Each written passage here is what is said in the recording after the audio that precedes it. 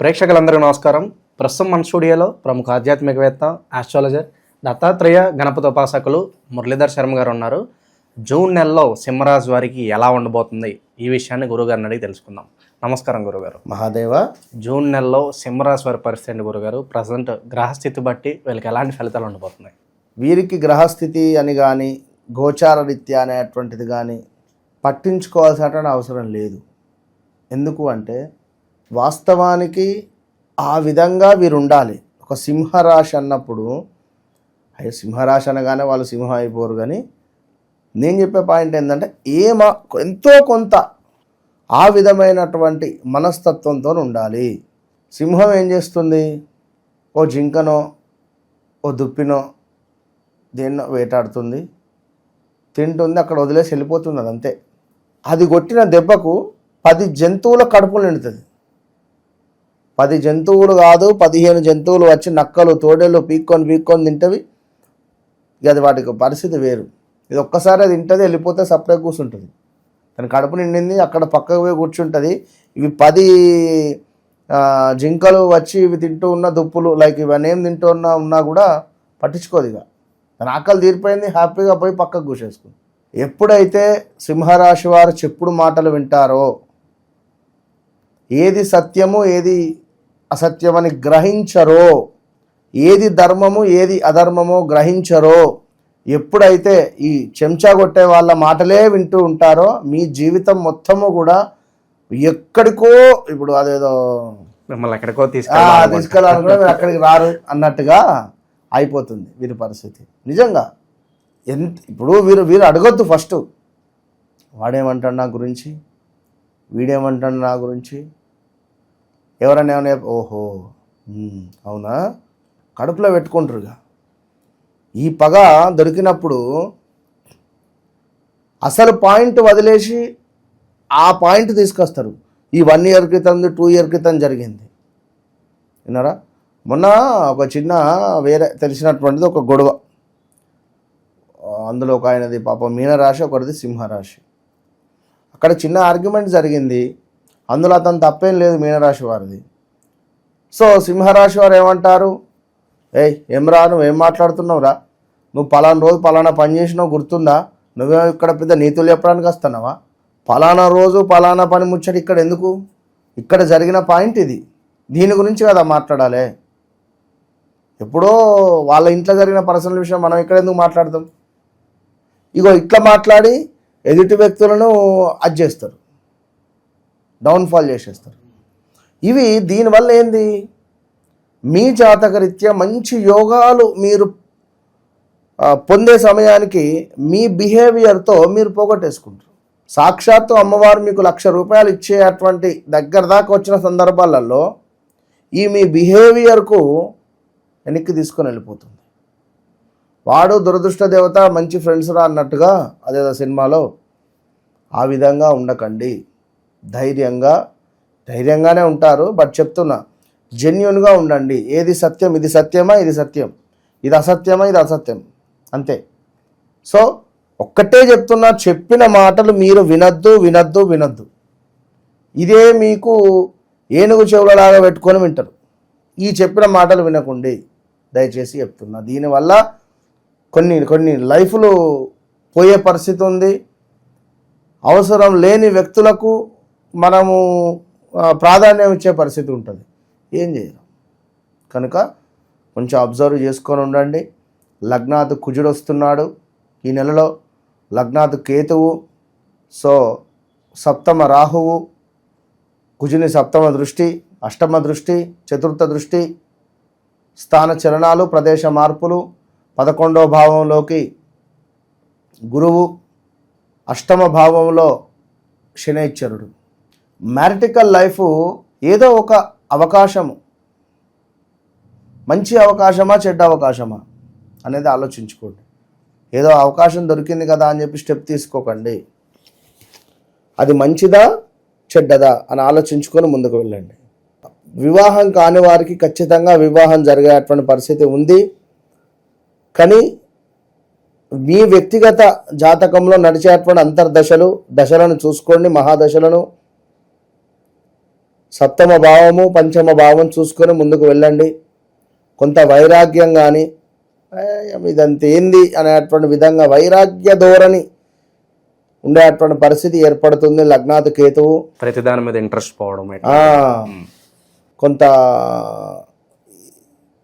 ఎన్ని రోజులు ఇది ఇక జాలిగా విరమించుకుందాం అనే విధంగా వైరాగ్యాన్ని తెచ్చిపెట్టే పరిస్థితి ఉంటుంది లగ్నాత్ కేతువు. సో జాగ్రత్తగా ఉండండి. భార్యతో కలహాలు చెప్పబడుతూ ఉంది ఇక్కడ. అదేవిధంగా తీవ్రమైనటువంటి స్టమక్ రిలేటెడ్ ఇష్యూస్, దీంతో పాటుగా కొంతమేర మరి ప్రయాణాలలో వెసులుబాటుగా ఉండకుండా ఉండే పరిస్థితి, విపరీతమైనటువంటి భయాందోళన, ఏదో ఒక వ్యాధి పీడ మిమ్మల్ని ఇబ్బందిగా భయభ్రాంతులను గురి చేసేటువంటి పరిస్థితి గోచరిస్తూ ఉంది. దీంతో పాటుగా ఎవరైతే ఈ యొక్క సింహరాశి వారు ఉన్నారో వీరికి ఈ యొక్క లగ్నాత్ కుజుని వల్ల కొంత శరీరానికి సంబంధించి ఈ తొడలకు సంబంధించి బోన్స్ రిలేటెడ్ కొన్ని ఇబ్బందులకు గురయ్యే పరిస్థితి ఉంది.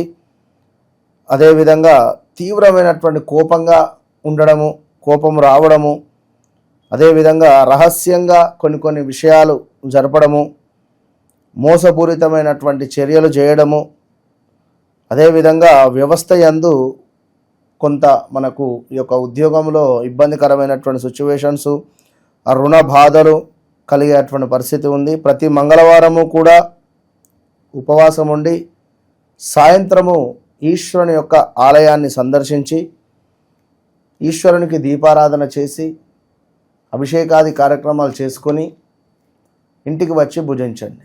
దీనివల్ల కుజునికి సంబంధించింది ఇబ్బంది అనేటువంటిది తొలగిపోయే పరిస్థితి ఉంటుంది. ఈ యొక్క రాహువు వల్ల మనకు క్రూర ప్రవర్తన ఉండే పరిస్థితి ఉంది. అదేవిధంగా 21 సంవత్సరాల వయస్సు ఎవరికైతే దాటి ఉంటుందో ఈ యొక్క సింహరాశి వారికి లవ్ రిలేటెడ్ మ్యారేజ్లు జరిగేటువంటి పరిస్థితి ఉంది. 24 to 26 వయసులో ఉండేవారికి కుటుంబ సౌఖ్యము అనేటువంటిది కనబడటం లేదు.